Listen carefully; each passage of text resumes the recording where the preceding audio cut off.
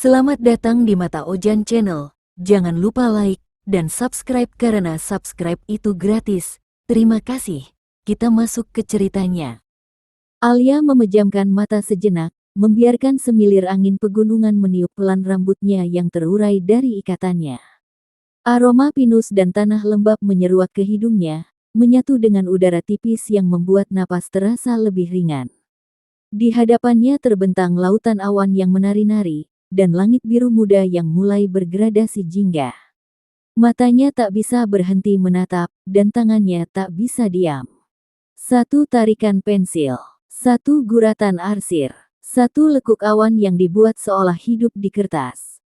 Alia menggambar tanpa banyak berpikir. Alam seperti menyuruhnya untuk menangkap momen itu dalam diam, dengan tinta dan warna, bukan dengan kata-kata. Sejak kecil, itu caranya bicara, dengan gambar. Ia bukan gadis populer, bukan juga murid pintar yang bersinar. Tapi ketika melihat lukisan-lukisannya, orang-orang berhenti bicara. "Li, udah mau turun, nih," seru Vira, sahabatnya, dari belakang. Suaranya tercampur hembusan angin. Alia menoleh, tersenyum, lalu menatap kembali langit satu kali lagi sebelum merapikan kertas sketsa. Ia menyelipkannya hati-hati ke dalam map besar yang selalu ia bawa saat naik gunung. Baginya, gunung bukan cuma tempat refreshing. Gunung adalah tempat semua lukisan lahir. Perjalanan turun seperti biasa, penuh lelah, sedikit licin, dan banyak tawa. Teman-temannya dari komunitas pecinta alam kampus mengobrol riang, bercanda soal yang satu suka yang mana, siapa yang takut lintah, dan siapa yang kepeleset pas malam. Alia hanya tersenyum sambil mendengarkan. Ia bukan tipe yang suka banyak bicara. Tapi ia bahagia. Dalam diam, ia menangkap momen kecil dan menyimpannya di kepala. Nanti malam, ia akan menggambar lagi. Tangga kayu, pancaran api unggun, bahkan wajah Vira saat ngedumel karena jaketnya kotor. Minggu depan udah masuk semester baru, ya. Celetuk salah satu teman. Alia baru ingat, kuliah akan dimulai kembali. Termasuk kelas seni rupa 2 yang katanya, akan diajar oleh dosen baru. Dosen pengganti Pak Darmo, dosen senior yang akhirnya pensiun karena stroke ringan. Dengar-dengar dosennya lulusan luar negeri, kata Vira sambil menggandeng lengan Alia. Cowok, muda, ganteng. Tapi katanya galak.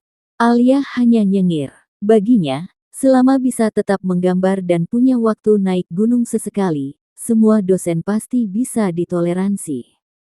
Tapi dia belum tahu, dosen muda itu akan mengubah semua hal kecil dalam hidupnya. Bahkan cara dia memandang warna langit.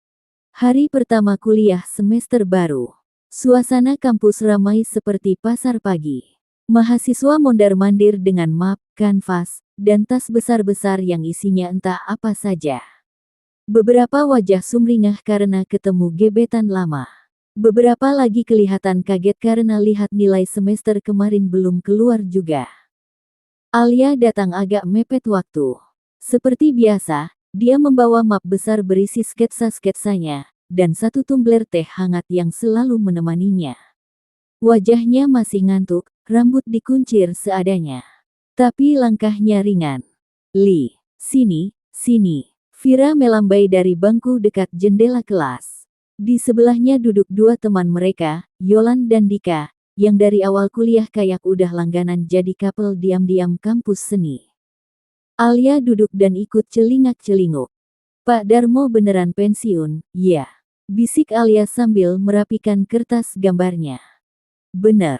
Stroke ringan katanya. Sekarang katanya digantiin sama Pak Raka." Vira membuka chat grup angkatan, membaca sambil setengah berbisik, "Raka Arya Satmoko, MA. Namanya kayak dosen hukum," celetuk Dika. "Katanya killer. Satu angkatan atas kita pernah diajar dia pas jadi dosen tamu, katanya pelit nilai parah," timpal Yolan. Alia mendengus pelan. Ia bukan tipe yang suka percaya gosip. Tapi begitu jam menunjukkan pukul 8 tepat, pintu kelas terbuka, dan semua langsung diam. Seorang pria masuk dengan langkah tenang, rapi, Pakai kemeja hitam yang dilipat di lengan, celana bahan abu-abu, dan sneakers putih bersih. Rambutnya rapi, postur tubuhnya tegap. Wajahnya datar, tidak tersenyum, tapi sorot matanya tajam, penuh perhitungan. Dan saat matanya menyapu seluruh ruangan, dia berhenti sepersekian detik, menatap ke arah Alia. Hanya sebentar, tapi cukup membuat Alia merasa aneh. Selamat pagi, saya Raka Arya. Saya akan menggantikan Pak Darmo untuk mata kuliah seni rupa 2, katanya dengan suara rendah dan jelas. Tidak tergesa, tidak terburu-buru, tapi tegas. Satu kelas langsung duduk tegak. Pertama, saya tidak suka keterlambatan. Jika kelas mulai pukul 8, maka jam 8 kalian sudah harus duduk dengan alat gambar lengkap. Tidak ada toleransi. Beberapa mahasiswa mulai melirik jam tangan. Deg-degan. Kedua, nilai bukan hadiah. Saya tidak memberikan A hanya karena kalian menyelesaikan tugas. Saya nilai berdasarkan progres, disiplin, dan kualitas karya. Suasana kelas berubah tegang. Alia mengernyit pelan, tegas, dingin, dan ia mirip dosen hukum. Tugas pertama, buat satu karya bebas berdasarkan pengalaman visual terakhir kalian. Medium bebas. Deadline minggu depan. Pak Raka meletakkan map berisi contoh karya di meja. Dan satu hal lagi. Semua menatap. Saya mengingat wajah kalian. Jangan anggap saya tidak tahu siapa yang serius, dan siapa yang cuma datang karena absen. Alia merasa punggungnya merinding. Tapi bukan karena takut. Karena, saat dosen itu kembali menatap sekilas ke arahnya, ada sesuatu di sorot matanya. Sesuatu yang familiar. Tapi Raka hanya berbalik, membuka laptopnya, dan lanjut mengajar. Dan Alia, untuk pertama kalinya, ia tidak bisa fokus mendengarkan penjelasan dosen. Ada yang bergetar dalam hatinya. Entah kenapa. Seminggu berlalu dengan cepat. Alia sibuk. Di luar jam kuliah, ia menghabiskan hampir setiap sore di belakang kampus, tempat favoritnya menggambar.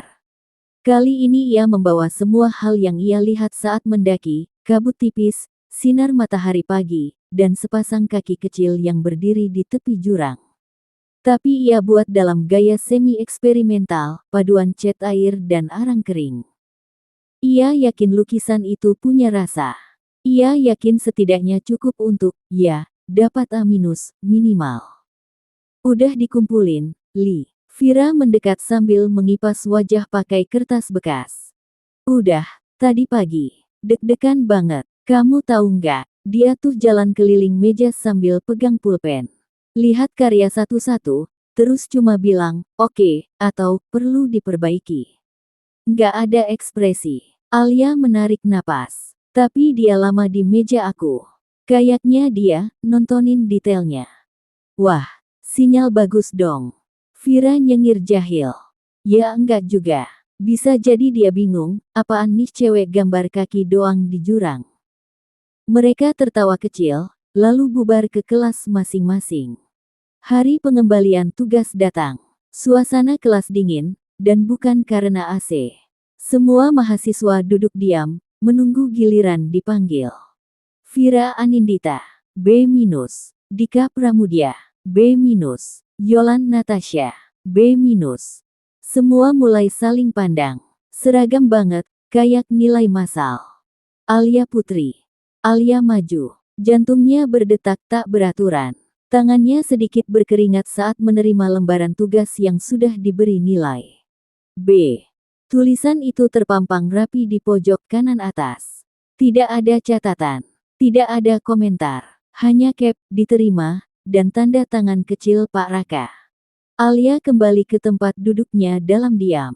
Gila, ini dosen pelit nilai banget, bisik Yolan. Serius. Masa semuanya B? Dia pikir kita semua nggak ada yang layak A. Gumam Dika. Alia tidak menjawab. Ia hanya menatap ulang lukisannya, lalu memperhatikan cap kecil dan tanda tangan di sudut kanan. Tertulis. Komposisi baik. Pengendalian media perlu latihan. Itu komentar yang tidak tertulis di karya mahasiswa lain. Alia terdiam. antara senang dan jengkel. Pak dosen itu, pikirnya, emang pelit. Tapi kayaknya, dia tahu aku usaha. Saat kelas selesai dan semua berhamburan keluar, Alia sempat melirik ke arah dosennya. Pak Raka duduk di meja depan, pura-pura sibuk dengan laptop. Tapi sudut matanya, sempat mengarah ke Alia. Sesaat, lalu kembali biasa. Datar. Seperti tidak terjadi apa-apa. Tapi bagi Alia, itu cukup untuk membuat wajahnya hangat, dan pikirannya makin penuh tanda tanya. Gua beneran gak ngerti ya, itu dosen niat ngajarin atau niat ngasih kita krisis percaya diri. Dika bersungut-sungut di kantin sambil menusuk nugget di piringnya seperti sedang balas dendam. Padahal tugas gua tuh keren banget. Gua tambahin teknik stensil, lightingnya gua atur, bahkan gua pinjem kamera temen buat referensi. Lanjutnya dramatis. Vira mengangguk-angguk, lo bukan satu-satunya korban. Gua juga. Kita semua. Makanya, Yolan menimpali. Sejak Pak Raka datang, hidup gue rasanya turun satu tingkat. Nilai turun, mood turun. Rasanya tuh, kayak dosen bawa sial. Alia menyendok es krim di depannya, tak ikut banyak bicara. Li, lo dapet komentar kan? Tanya Vira tiba-tiba. Yang lain gak dapet tuh. Lo doang yang ditulis tangan. Alia tersentak sedikit. Serius? Iya. Gue ngintip kertas lo pas tadi lo tinggal ke toilet. Lo dapet komentar panjang. Kayak perhatian gitu. Alia mengangkat alis. Panjang apaan? Cuma satu kalimat doang. Disuruh ngelatih media lagi. Tapi itu komentar yang personal, Li, kata Yolan. Lo nggak sadar, dosen itu cuma nulis kalau dia benar-benar ngelihat. Alia mengunyah pelan. Ia tidak tahu harus senang atau sebel. Rasanya aneh. Kayak ditelanjangi. Lukisannya selama ini adalah tempat ia menumpahkan isi kepala. Kalau Raka benar-benar memperhatikan, berarti ia tahu cara pikir Alia. Tiba-tiba handphonenya bergetar. Notifikasi masuk. Nomor tidak dikenal. Nomor tidak tersimpan. Sore. Tugas minggu depan, pakai teknik tinta hitam dan sapuan kuas. Saya akan nilai dari keberanian bermain gelap dan terang. Alia mengerutkan dahi. Baru ia ingin bertanya, siapa ini? Satu pesan lagi masuk. Ya, ini saya. Alia menoleh kanan kiri, seperti takut ketahuan. Jantungnya sedikit berdebar. Li, lo kenapa? Tanya Vira. Enggak, jawab Alia buru-buru, menutup layar ponsel. Cuma, kayaknya Pak Raka emang niat bikin kita semua meragukan hidup. Setuju, kata Dika sambil mengangkat gelas. Tapi hanya Alia yang tahu, kali ini, dosen itu menulis untuknya. Langsung, di luar kelas. Dan untuk alasan yang tidak bisa dijelaskan, hatinya justru makin bingung. Hari itu, langit sedikit mendung saat Alia pulang dari kampus. Tubuhnya agak pegal setelah sesi studio panjang, dan ranselnya berat karena membawa kanvas basah yang belum kering sempurna. Sesampainya di rumah, suasana terasa sedikit berbeda. Ada motor matic hitam parkir di depan pagar. Bukan milik siapapun di rumah ini. Lagi ada tamu, tanyanya sambil melepas sepatu. Ibunya muncul dari dapur sambil membawa nampan berisi teh. Iya, temen ayah. Dari tempat ayah kerja dulu. Katanya mau ngobrol soal kerjaan kampus. Alia mengangguk sambil menarik napas. Kaus kakinya basah karena rumput, dia buru-buru naik ke lantai 2 menuju kamarnya. Namun, langkahnya terhenti di tangga. Suara tawa dari ruang tamu terdengar jelas, salah satunya, sangat familiar. Pak Raka ini loh, Mas, suara ayahnya terdengar. Dulu masih bocah udah main ke rumah ini. Ibunya teman saya sejak kuliah. Alia menegang. Pak Raka, jangan bilang. Alia, seru ibu dari bawah. Sini dulu, nak. Salaman sama Pak Raka. Alia membeku. Dalam kepalanya, semua momen menyebalkan di kelas berputar, nilai pelit, tatapan tajam, komentar ketus, dan sekarang dia harus turun, dalam kondisi lepek dan kaos yang ada noda cat air, untuk salaman sama dosen sendiri di ruang tamu rumah sendiri. Langkahnya turun perlahan. Di tengah ruangan, pria berkemeja biru tua itu berdiri dari sofa, menatapnya dengan tenang. Mata mereka bertemu. Sebentar. Lalu dia tersenyum kecil. "Selamat sore, Alia." Suara itu terdengar, berbeda sekarang. Tidak seperti di kelas. Tidak sekeras biasanya. Tapi masih tetap tenang. Datar. Seolah menyimpan sesuatu. Alia buru-buru menunduk dan menjabat tangannya. "Selamat sore, Pak. Pak Raka ini sekarang ngajar di kampus kamu," ujar ayah dengan bangga.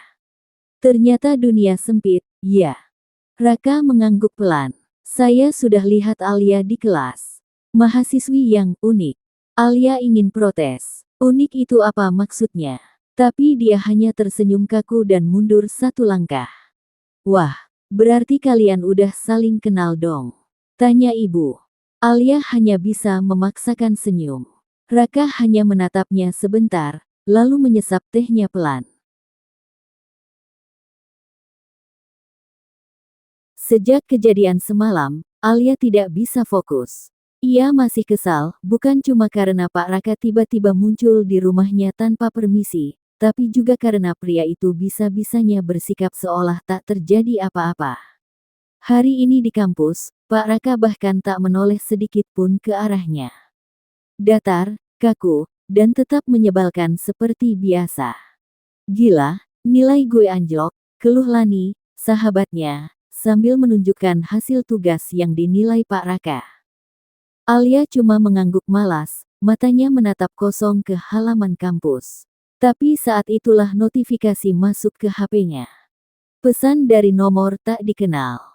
"Ke ruang 304 sekarang. Bawa kopi hitam, tanpa gula.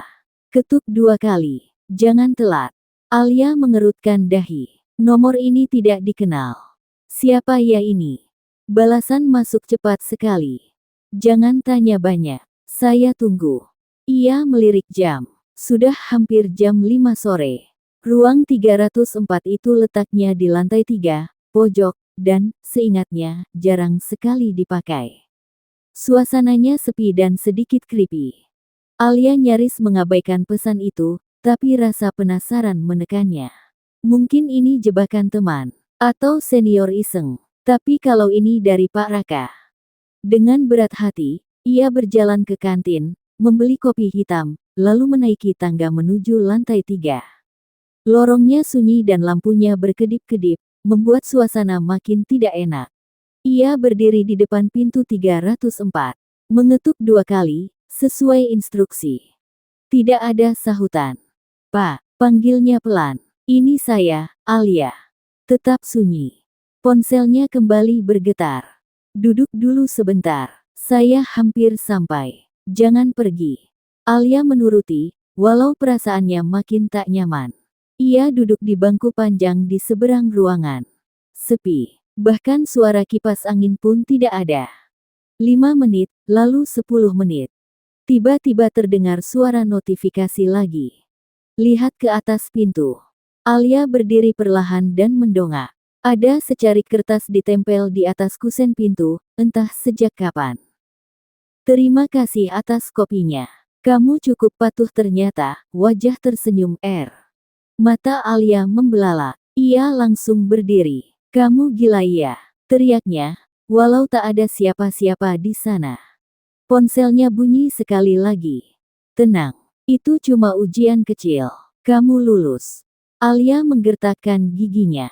Tangannya gemetaran, bukan karena takut, tapi karena kesal. "Kurang ajar," gumamnya. "Dasar dosen sinting."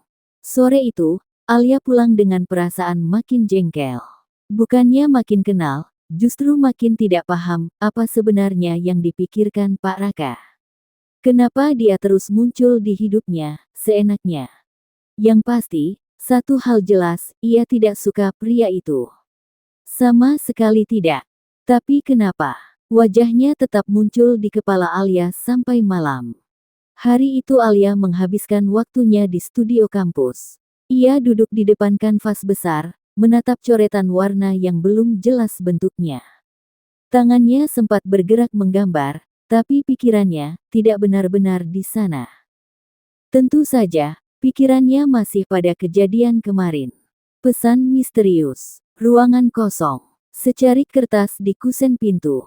Dan tentu saja, Pak Raka.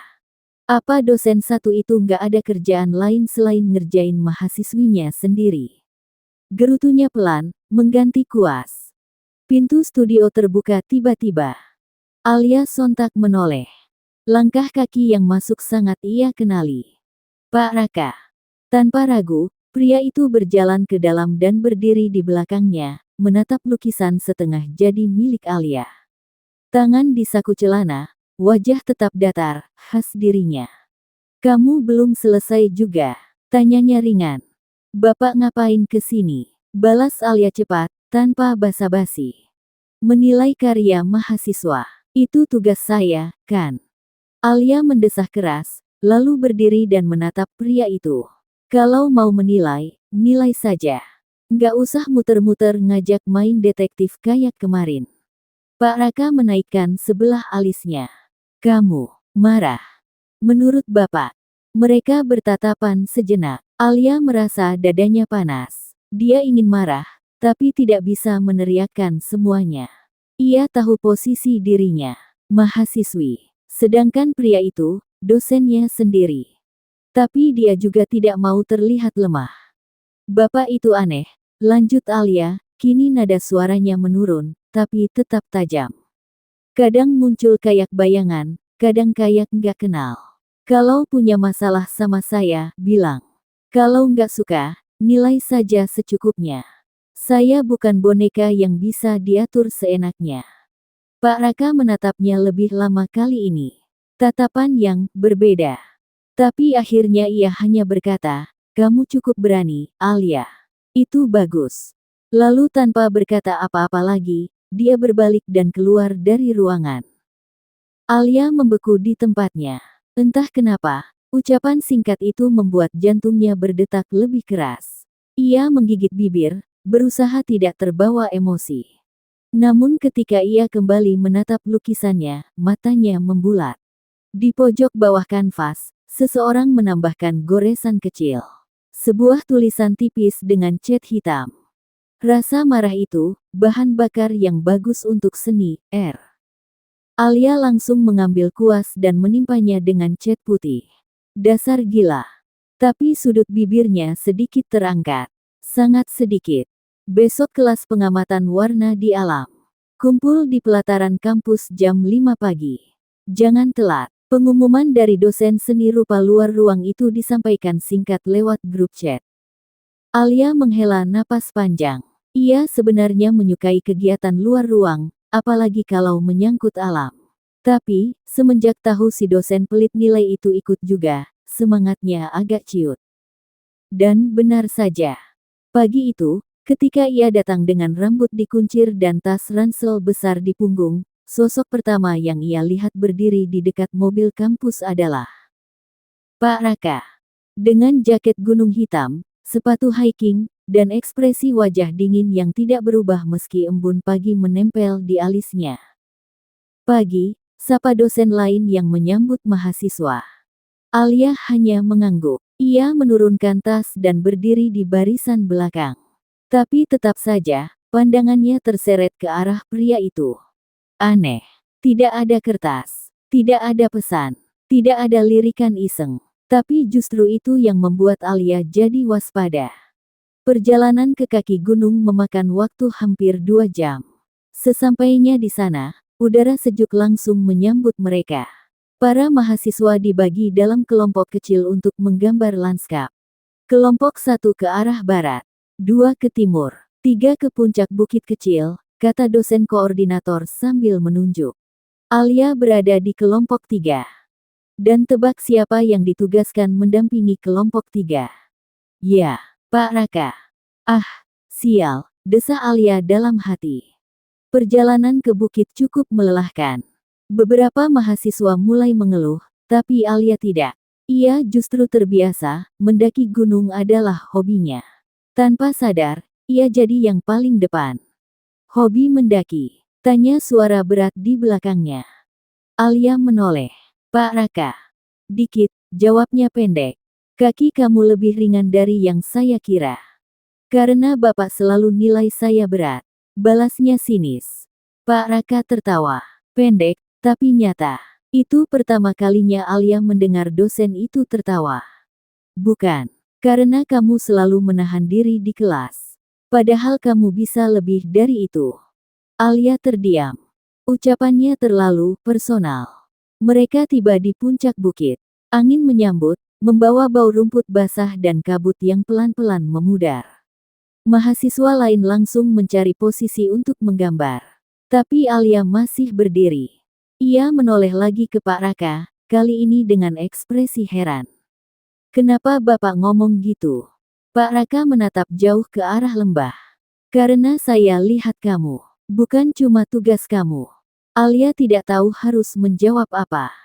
Ada sesuatu yang berubah. Ia masih kesal, masih bingung. Tapi di balik itu semua, ia mulai merasa diperhatikan dengan cara yang tidak biasa. Dan itu membuat detak jantungnya sedikit tidak normal.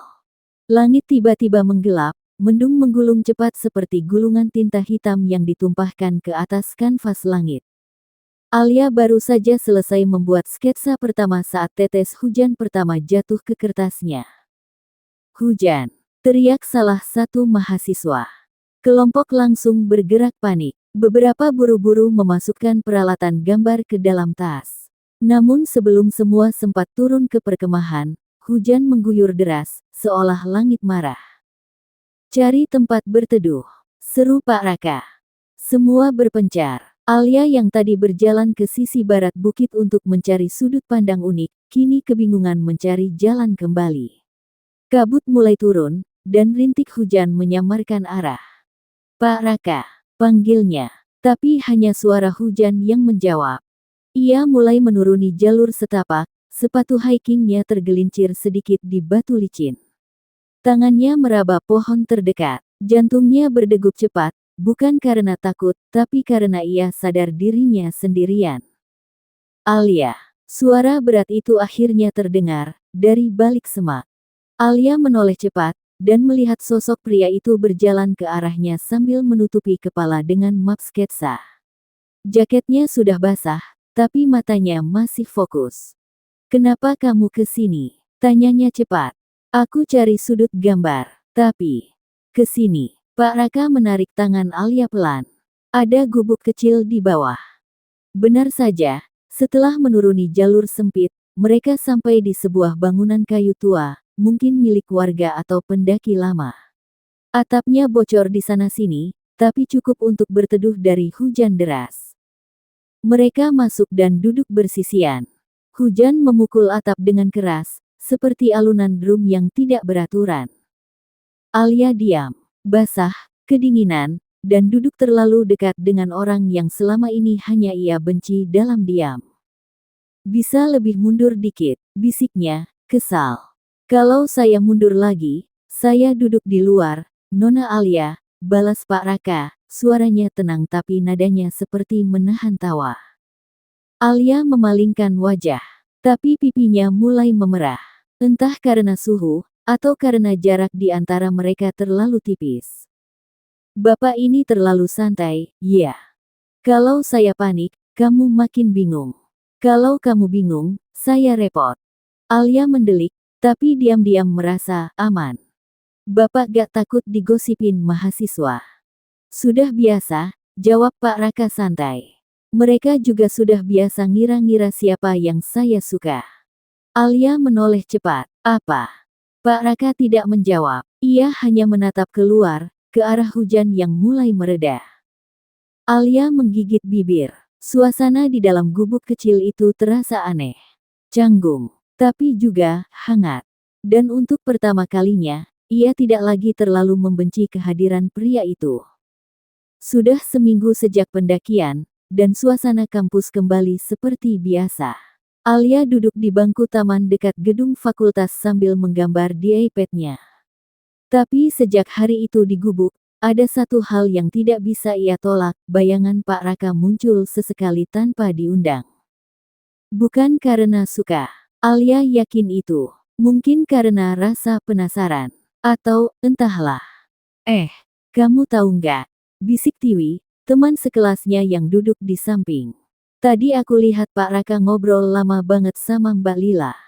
Alia mengangkat kepala. Mbak Lila. Iya, dosen baru dari jurusan arsitektur itu loh. Cantik, tinggi, rambutnya lurus. Katanya mereka pernah satu kampus dulu. Alia ingin menjawab, oh, dan kembali ke gambarnya.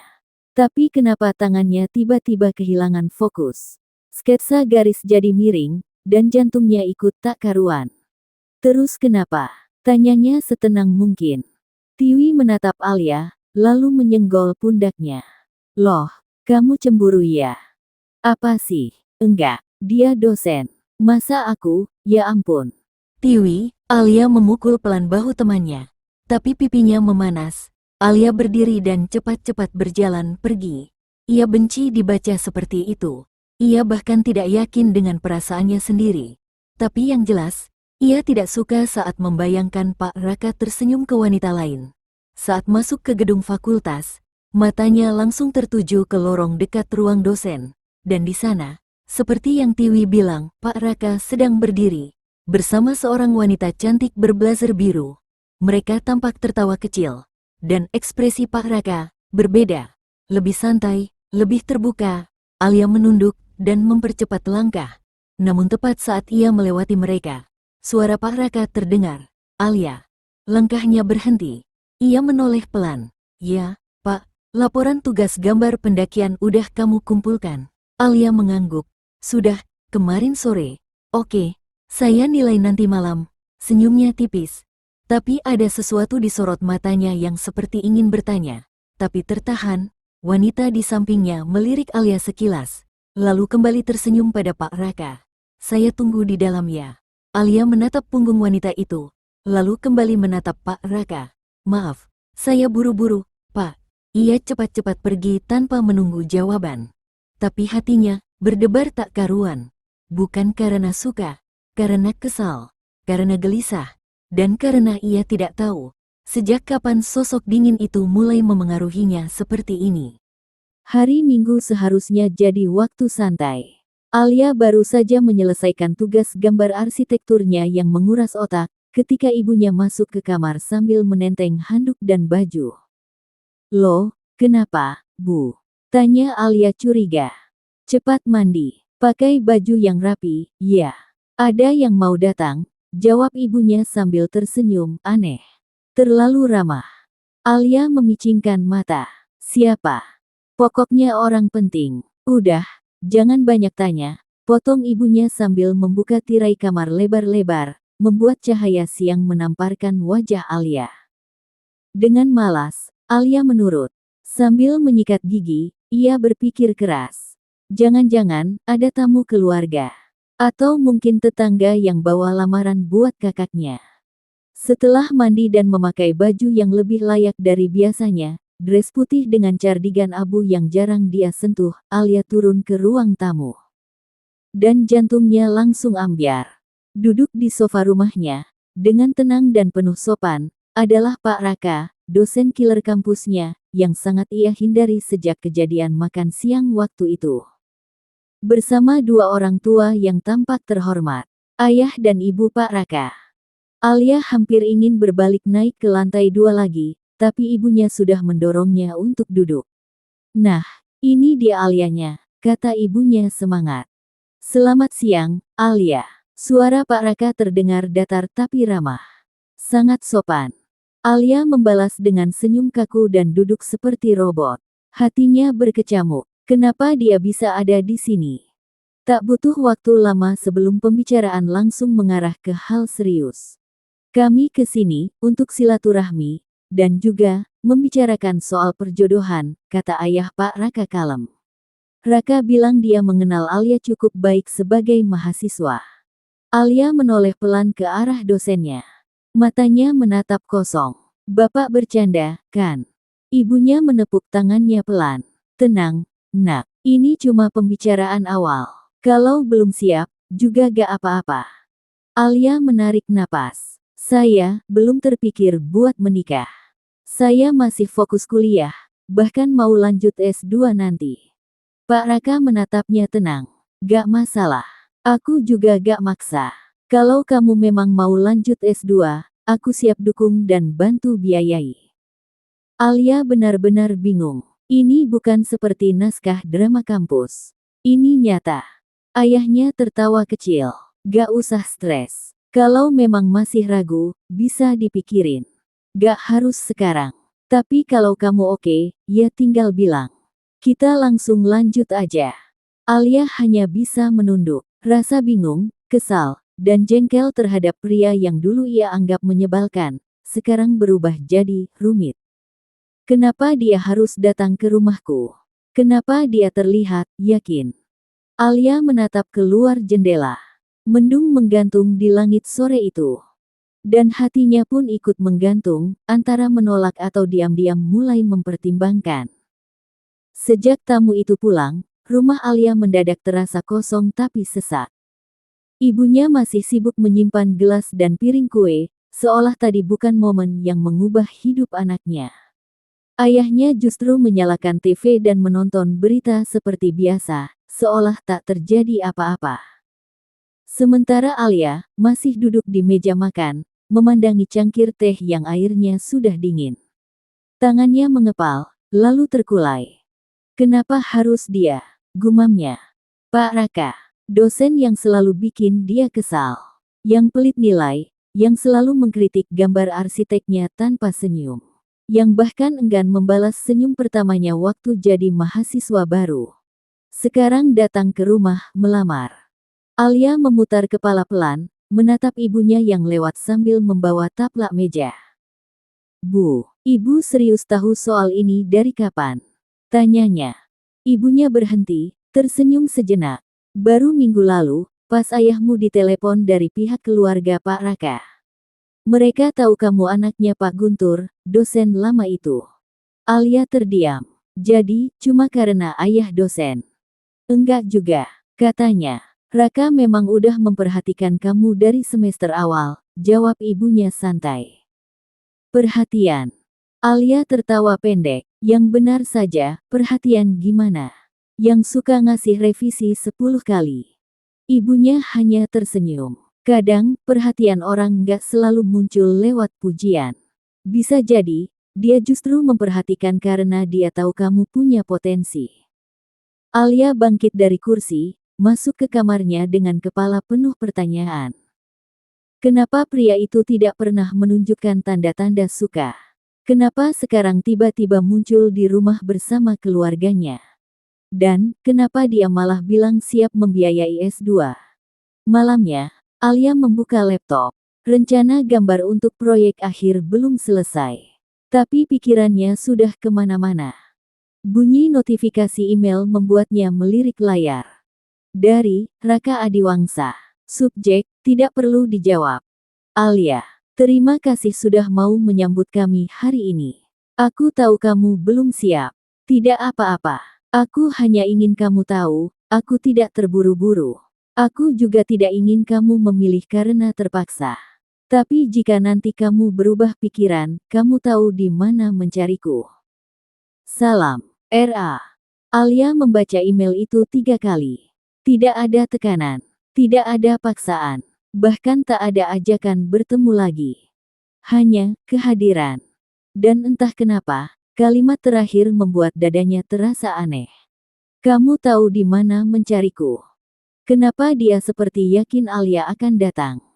Kenapa, justru yang ia benci, mulai membuatnya ingin memahami.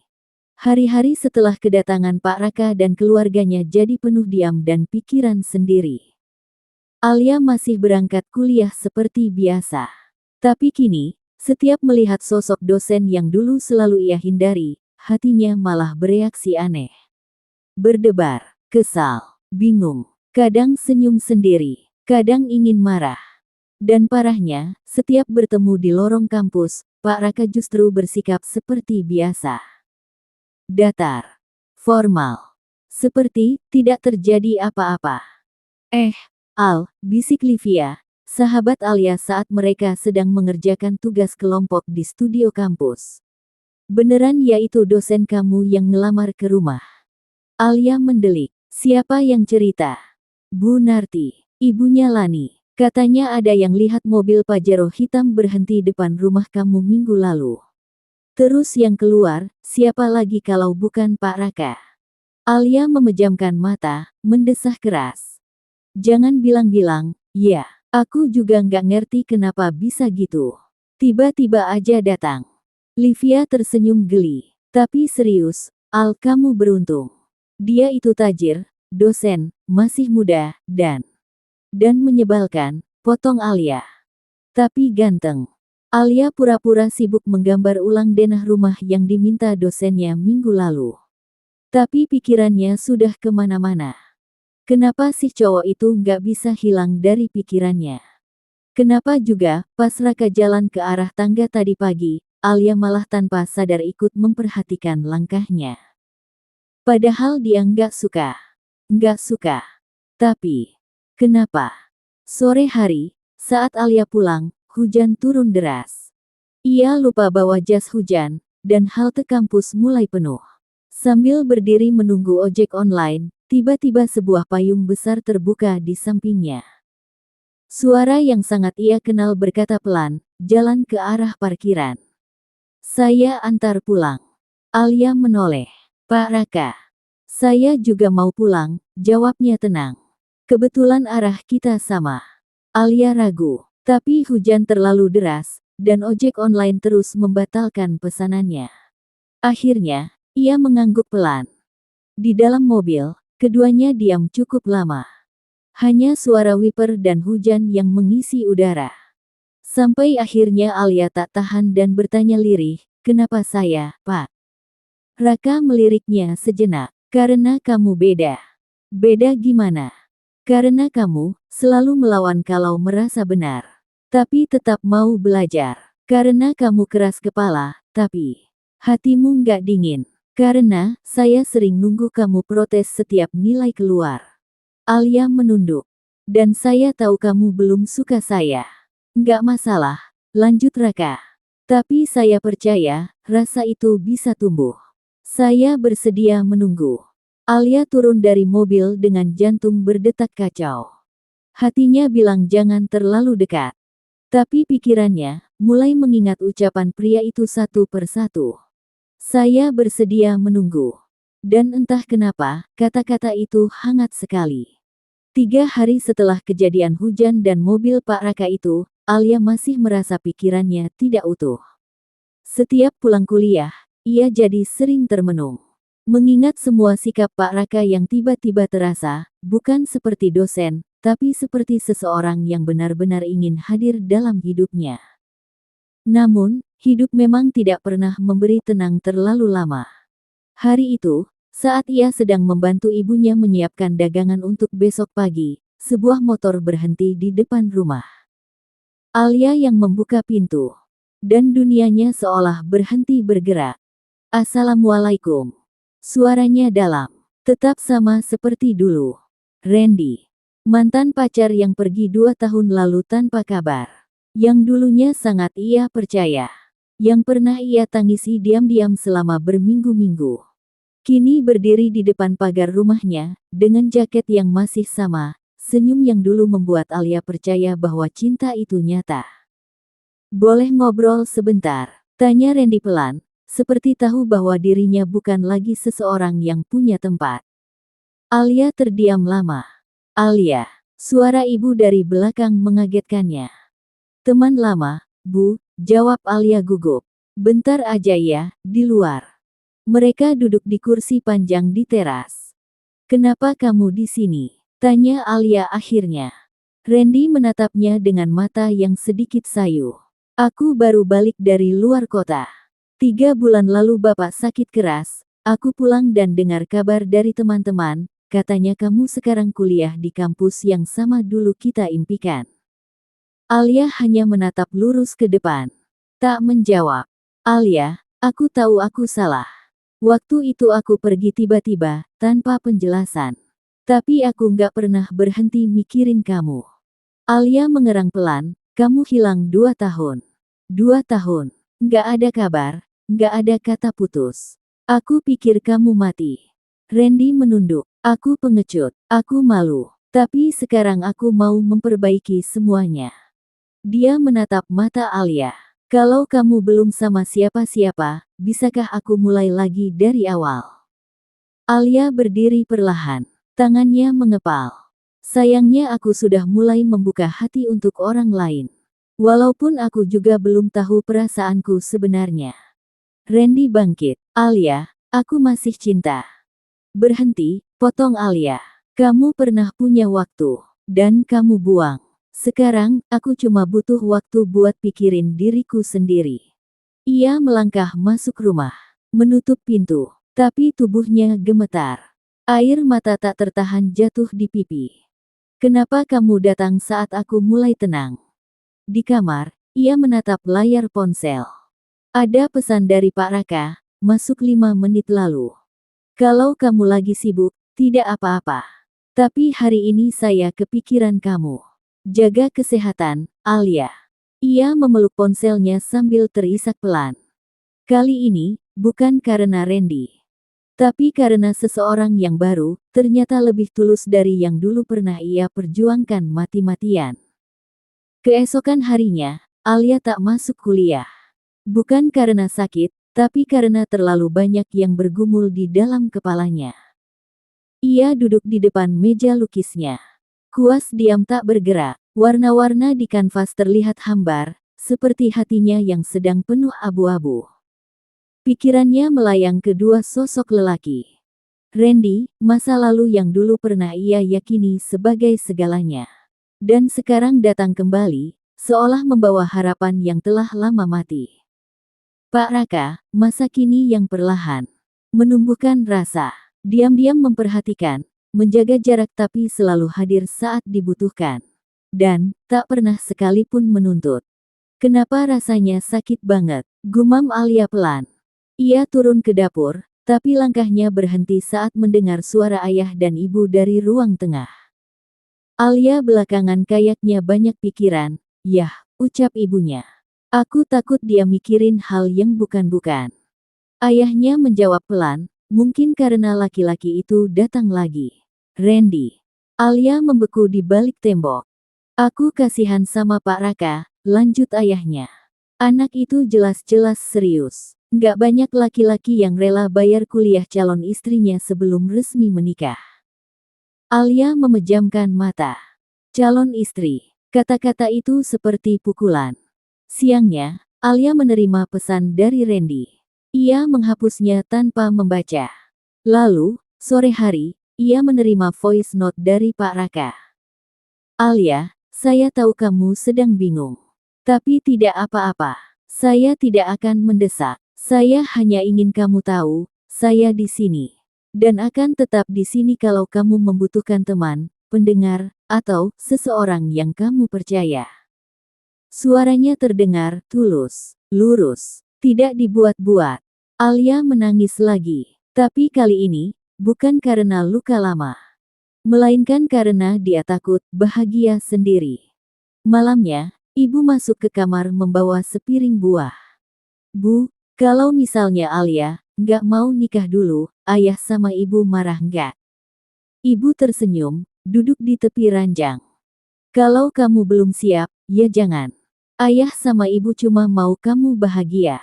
Tapi jangan sampai kamu menolak orang yang tulus, cuma karena kamu takut disakiti lagi. Alia menatap ibunya, lalu memeluk erat. Kadang aku sendiri nggak tahu, Bu, aku takut bahagia karena dulu pernah kehilangan. Ibu mengusap rambut Alia. Bahagia itu bukan dosa, sayang. Jangan biarkan masa lalu mencuri masa depanmu. Di malam yang sama, Alia mengirim pesan pada Pak Raka. Pak, bisa ketemu besok. Balasan cepat masuk. Tentu. Kapan saja kamu siap. Matahari belum tinggi saat Alia sudah berdiri di depan taman kampus. Tempat yang ia pilih sendiri, tempat di mana ia pernah diam-diam memperhatikan sosok Pak Raka dari jauh saat beliau duduk membaca, atau sekadar menyeruput kopi pagi. Kini, ia yang menunggu. Tak lama, langkah kaki mendekat. Seperti biasa, tenang dan berwibawa.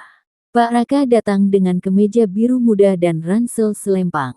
Tapi kali ini, ada sesuatu yang berbeda dari tatapannya, hangat tapi waspada.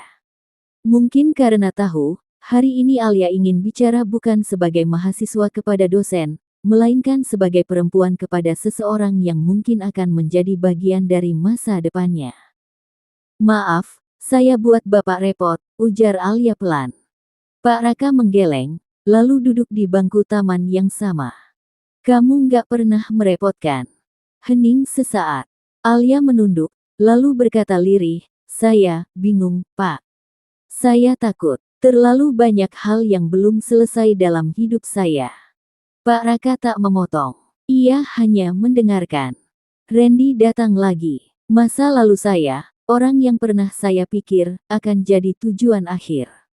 Tapi dia pergi. Dan sekarang dia muncul lagi seolah-olah tidak pernah meninggalkan luka. Alia menarik napas panjang, tangannya gemetar sedikit. Lalu Bapak datang. Diam-diam, tapi terasa nyata. Nggak ada janji-janji kosong, tapi sikap Bapak membuat saya merasa diperhatikan. Saya takut, Pak, kalau saya terlalu nyaman, lalu Bapak pun pergi. Pak Raka menatapnya lama. Lalu berkata dengan suara yang dalam namun tenang. Kalau saya boleh jujur, saya juga takut. Takut kamu merasa terpaksa. Takut kamu menganggap saya hanya sekadar pelarian. Alia menatapnya, tatapan yang rapuh, tapi mulai jujur. Tapi saya ingin kamu tahu satu hal, lanjut Pak Raka. Saya bukan seseorang yang datang lalu pergi. Kalau saya datang untuk melamar, itu karena saya sudah yakin. Saya sudah siap menua bersama kamu. Alia terdiam. Suara di hatinya kacau. Tapi, untuk pertama kalinya, tidak menyakitkan. Bapak, masih mau menunggu. Sampai kamu siap. Sampai kamu selesai dengan semua ketakutan kamu. Alia menunduk, menahan air mata. Kalau aku bilang aku mungkin butuh waktu, tapi hatiku mulai ingin percaya lagi, Bapak akan tetap ada. Pak Raka tersenyum kecil. Saya ada di kampus, kalau kamu berani mencoba. Sore itu, Alia pulang ke rumah dengan langkah ringan. Ia belum menjawab lamaran itu. Tapi untuk pertama kalinya, hatinya tidak lagi dikuasai rasa takut, melainkan rasa ingin mencoba. Hari itu hujan turun pelan. Langit mendung, seolah tahu ada keputusan besar yang akan diambil Alia hari ini. Ia duduk di sebuah kafe kecil dekat kampus, jemarinya menggenggam gelas coklat hangat yang tinggal setengah. Di depannya duduk seseorang yang pernah membuat dunia Alia runtuh, Randy. Pria itu tampak berbeda, lebih dewasa, sedikit kurus, tapi tatapannya masih sama. Tatapan yang dulu membuat Alia jatuh cinta. Alia, Randy memanggil dengan suara pelan, menembus suara gerimis di luar. Aku nggak datang untuk bikin kamu bingung. Aku tahu aku salah. Tapi tolong, dengar aku dulu. Alia diam.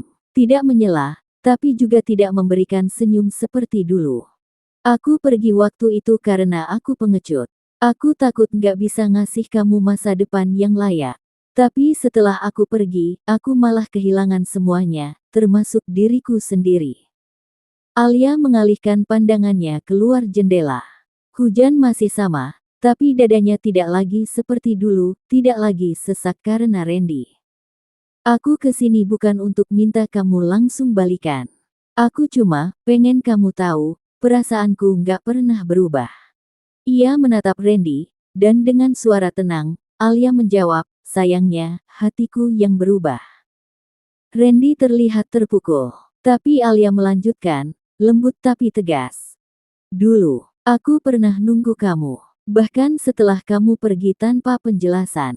Tapi sekarang, aku sedang belajar untuk menyayangi diriku sendiri. Dan di perjalanan itu, ada seseorang yang diam-diam menjaga aku tanpa janji-janji manis.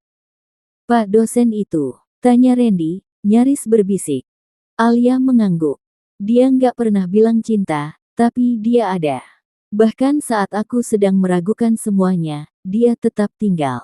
Itu yang kamu nggak pernah lakukan. Randy menarik napas panjang. Wajahnya menegang, lalu tersenyum pahit. Kalau begitu, aku terlambat ya. Alia tersenyum kecil. Iya, Ren. Terlambat. Ia berdiri, mengambil tasnya. Tapi aku tetap berterima kasih. Karena kamu pernah jadi bagian dari hidupku. Tapi sekarang, aku harus memilih siapa yang akan jadi bagian dari masa depanku. Alia melangkah pergi, meninggalkan Randy dengan segelas kopi dingin dan kenangan yang akhirnya dilepaskan. Di luar, hujan mulai reda. Dan entah kenapa, langkah Alia terasa lebih ringan. Malam itu, hujan turun rintik-rintik, membasahi genteng rumah yang sudah mulai berlumut. Alia duduk termenung di beranda belakang, hanya ditemani lampu kuning temaram dan secangkir teh yang sudah dingin. Langkah kaki terdengar mendekat. Ayahnya muncul, membawa kursi lipat, lalu duduk di sampingnya tanpa bicara. Keduanya diam cukup lama. Ayah kira kamu udah tidur, ujar sang ayah pelan. Alia hanya tersenyum tipis. Nggak bisa tidur, ya.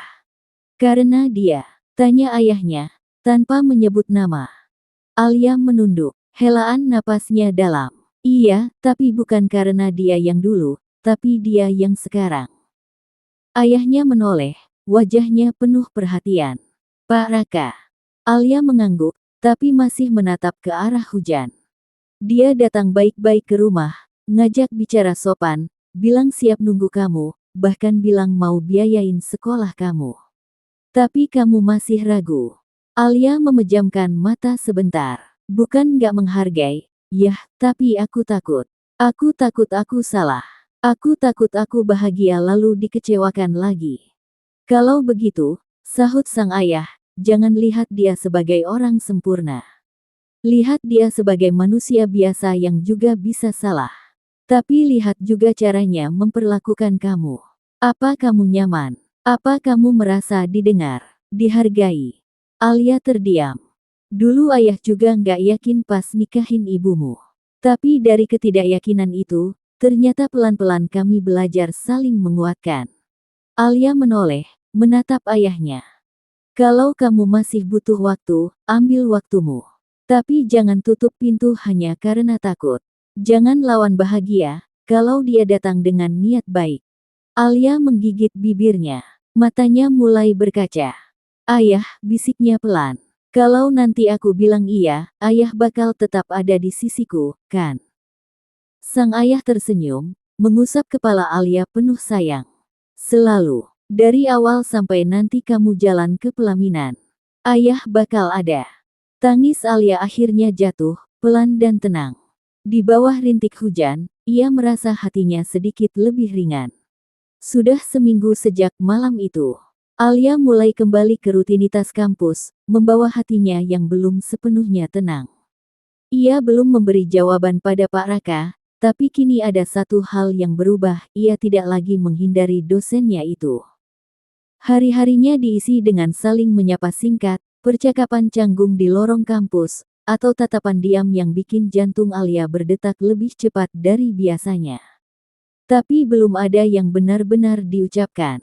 Alia masih belajar memahami isi hatinya sendiri. Sampai siang itu, di kantin belakang kampus, sebuah suara menggetarkan dunia kecilnya yang baru mulai damai. Alia.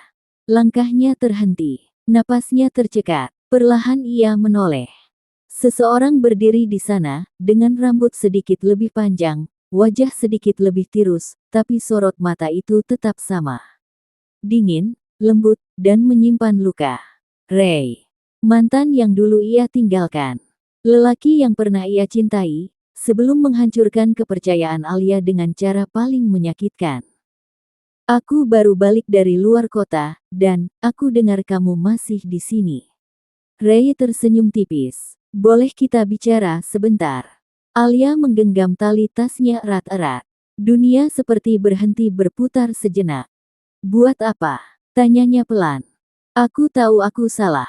Aku tahu aku nyakitin kamu, tapi aku juga tahu aku masih punya sesuatu yang harus aku perbaiki. Aku nggak minta dimaafin sekarang, tapi aku mau kamu tahu, aku belum berhenti mikirin kamu.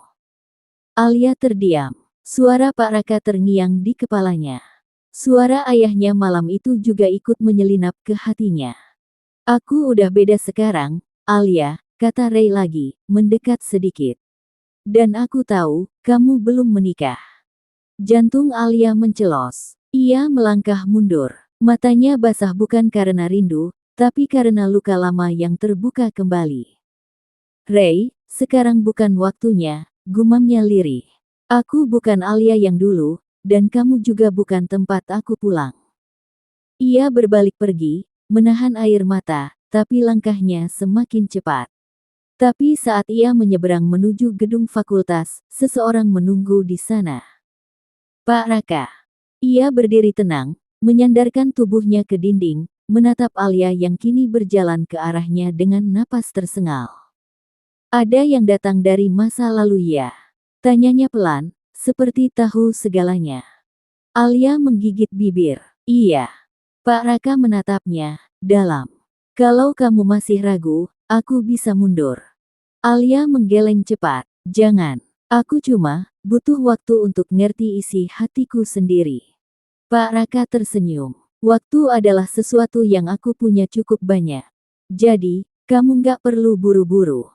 Alia menunduk. Dalam hatinya, ia mulai tahu bahwa cinta bukan tentang siapa yang datang duluan, tapi siapa yang datang dan tetap tinggal dengan tenang. Pagi itu, Alia duduk sendiri di kamar, di depan kanvas kosong yang sejak seminggu lalu tak tersentuh. Di tangannya ada kuas, tapi pikirannya jauh melayang. Tentang masa lalu, tentang Ray, dan tentang Pak Raka. Ternyata benar, luka lama itu masih menyisakan perih. Tapi ia sadar, bukan karena ingin kembali, tapi karena belum tuntas melepaskan. Namun kini, sesuatu dalam dirinya perlahan berubah. Bukan tentang siapa yang ia cintai lebih dulu, tapi siapa yang membuatnya merasa aman, dilihat, dihargai, meski dengan semua kekurangannya. Tiba-tiba pintu kamarnya diketuk pelan. Alia, ada Pak Raka di ruang tamu, ujar ibunya dari luar. Jantungnya berdegup cepat. Buru-buru ia menaruh kuas dan mencuci tangan, mengenakan kerudung tipis, lalu berjalan ke bawah dengan napas tak teratur. Saat ia tiba di ruang tamu, Pak Raka sedang duduk berbicara santai dengan ayahnya. Oh, Alia sudah turun, ujar sang ayah. Kami lagi bahas soal beasiswa S2 di luar negeri. Ternyata Pak Raka punya koneksi, ya. Alia menatap Pak Raka yang hanya tersenyum kecil. Pria itu lalu berdiri. Aku cuma mampir sebentar. Nggak ada maksud apa-apa, cuma pengen ngobrol, kalau kamu nggak keberatan. Ayah Alia tertawa pelan. Kalian ngobrol aja. Kalau memang jodoh, nggak akan kemana, kan?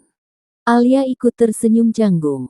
Setelah keluar ke beranda rumah, hanya mereka berdua. Aku cuma mau bilang, Pak Raka memulai, aku masih pegang kata-kataku. Kalau kamu belum siap menikah, aku akan tunggu. Aku juga akan bantu kamu wujudkan cita-cita, sampai kamu berdiri di tempat yang kamu impikan. Aku nggak pengin jadi belenggu, tapi aku juga nggak mau terus di pinggir. Jadi kalau kamu butuh waktu, aku akan diam, tapi kalau kamu siap, cukup bilang satu kalimat aja. Alia terdiam. Matanya menatap langit yang mendung. Hati itu kini penuh, bukan oleh keraguan, tapi keberanian. Kalau aku bilang, aku mau jalan bareng. Kamu, tapi pelan-pelan, nggak terburu-buru, kamu mau. Pak Raka menatapnya lekat. Itu jawaban terbaik yang pernah aku dengar. Senyum Alia mengembang. Untuk pertama kalinya, ia merasa langkahnya benar. Beberapa bulan kemudian, suasana lamaran sederhana diadakan di rumah Alia. Tidak mewah, tapi hangat. Semua orang tertawa, berdoa, dan bersyukur. Alia mengenakan kebaya putih, wajahnya bersinar.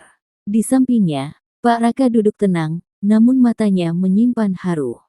Akhirnya, dua orang yang sama-sama keras kepala itu, memilih untuk melunakkan hati mereka, demi saling berjalan berdampingan.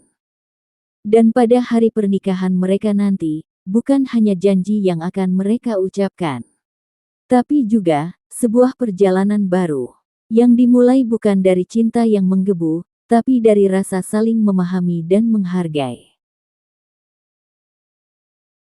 1 tahun setelah pernikahan, hujan turun deras di atap rumah kontrakan kecil yang mereka tempati. Tidak megah, tidak luas, tapi hangat. Di dalamnya, tumpukan buku, cat air, dan kanvas berdampingan dengan map-map berisi bahan ajar dan jurnal ilmiah. Alia sedang duduk di ruang tengah, melukis sebuah pemandangan gunung yang pernah mereka daki bersama. Sementara itu, Pak Raka, yang kini resmi jadi dosen tetap dan sekaligus suaminya, sedang menyeduh teh di dapur mungil mereka. Ini bukan warna langit yang kemarin kamu ceritain, celetuk Pak Raka sambil mendekat, membawa 2 cangkir teh. Alia melirik sambil tersenyum tipis. Aku ubah. Lebih biru, lebih tenang. Kayak hidup kita sekarang. Pak Raka duduk di sebelahnya. Tak ada kata-kata manis atau puisi indah. Tapi tangan mereka saling bersentuhan. Saling tahu, saling menguatkan. Kalau nanti kamu jadi lanjut S2 ke luar negeri, aku ikut ya, ucapnya santai. Alia melirik cepat. Ngapain? Mau ngoreksi PR mahasiswa di Cafe Paris. Mau jagain istri aku, katanya enteng. Alia tertawa kecil. Suaranya bercampur hujan, hangat dan menenangkan. Lalu ia menatap Pak Raka dalam diam. Pria yang dulu ia pikir menyebalkan, terlalu kaku, terlalu dingin, ternyata justru yang paling sabar, paling setia menunggu. Dan di balik segala canggung dan ego masing-masing, mereka akhirnya belajar satu hal penting. Cinta yang tumbuh perlahan seringkali justru yang paling kuat mengakar. Karena mereka tak sekadar jatuh cinta, tapi belajar mencintai. Tamat. Cinta sejati bukan tentang yang membuat jantung berdebar, tapi tentang seseorang yang sanggup berjalan bersamamu saat dunia terasa berat. Terima kasih sudah mendengarkan hingga akhir. Sampai jumpa lagi.